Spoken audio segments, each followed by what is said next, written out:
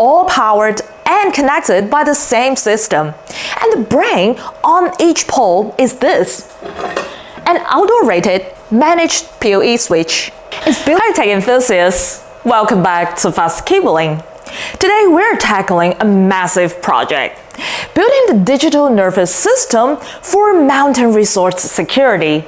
So our client needed eyes everywhere, on lifts, lodges, and parking lots, but faced a huge challenge, covering vast, harsh distance without dropping a single pixel of data. So let's dive into how we use a fiber optic backbone to turn this rocky terrain into a fortress of connectivity.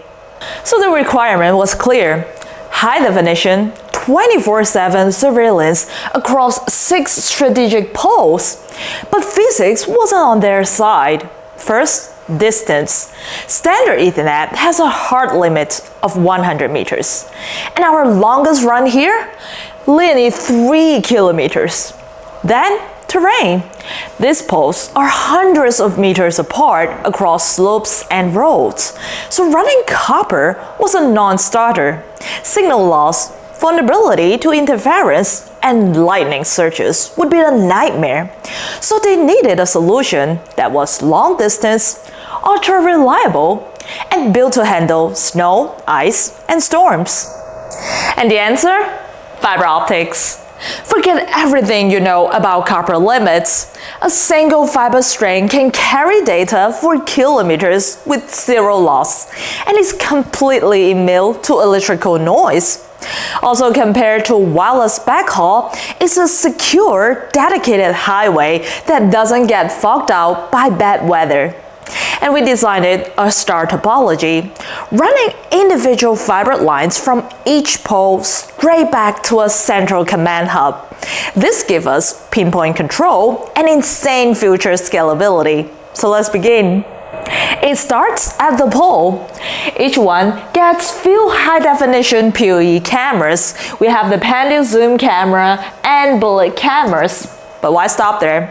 This pole is a multi-use platform, so we can add outdoor Wi-Fi access point for gas or IP speakers for emergency announcement, all powered and connected by the same system.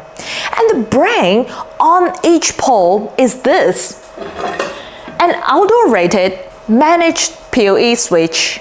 It's built up with an IP67 waterproof rating. Its 4 PoE ports powers all the cameras and gears, but the magic is this SFP slots. Now think of it as a built-in translator. It takes the electrical Ethernet signal from the cameras and gears and converts them into pulse of lights ready for the fiber cable.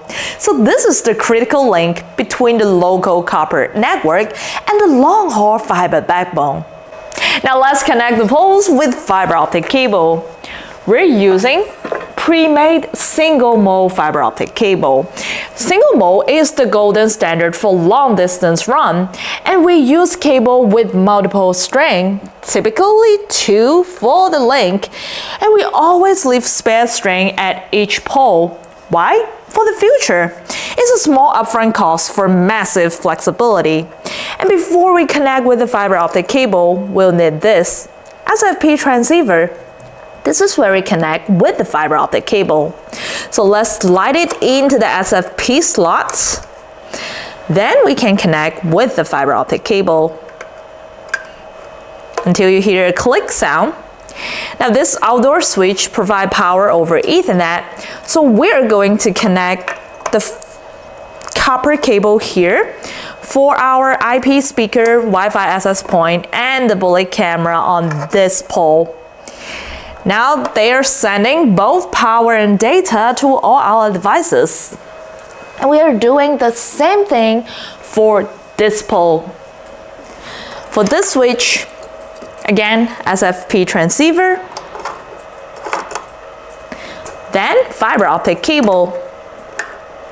We have the PDZ camera and a bullet camera here. So again, sending both power and data through the PoE ports.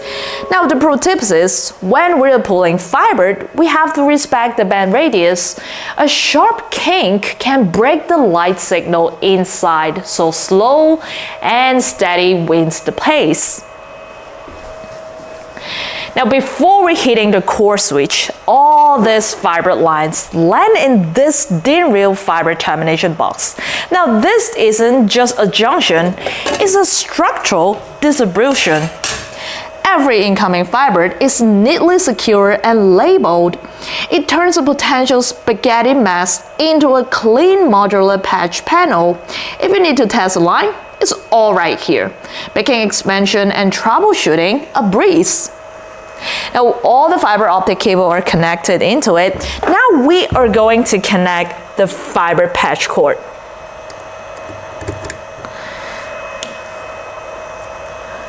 Where does it go?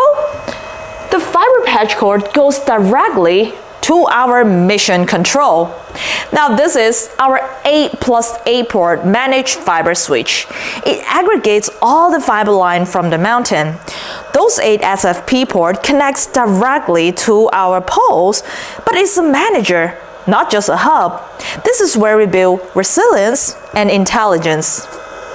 Again, every fiber optic cable needs its SFP transceiver. Let's connect our fiber patch cord directly to the SFP slots. And these two represent our 2 poles. Now I'm going to use a short patch cord to connect the Ethernet port to our network video recorder so we can display video footage.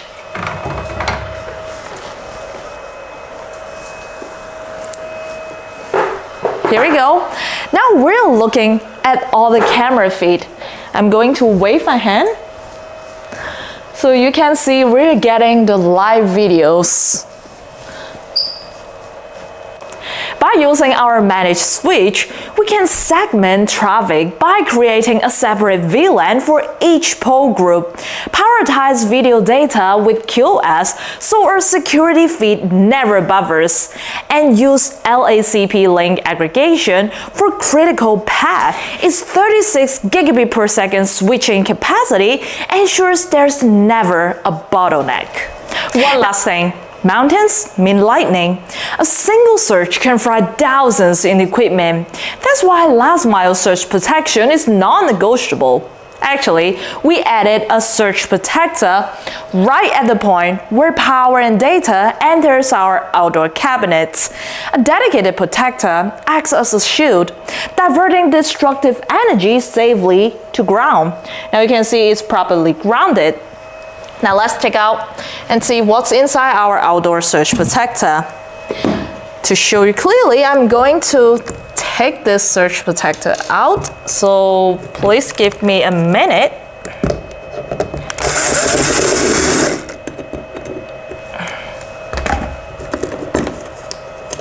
All right. Now as you can see, we have a circuit breaker and the surge protector itself. First, the 2-string fiber optic cable comes into the surge protector, and we are connected to a fiber patch cord directly to our outdoor switch. The power, the same.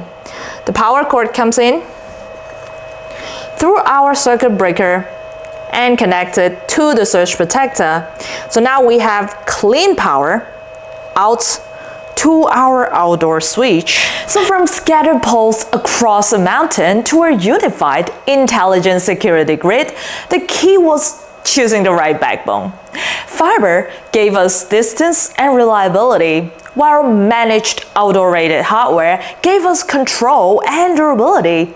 So this system doesn't just watch over the resorts today. Its bare fiber strengths and modular design means it can grow for decades to come. Now, if you're planning a large-scale outdoor network, what's your biggest hurdle? Distance, power, or management? Let us know in the comment section below.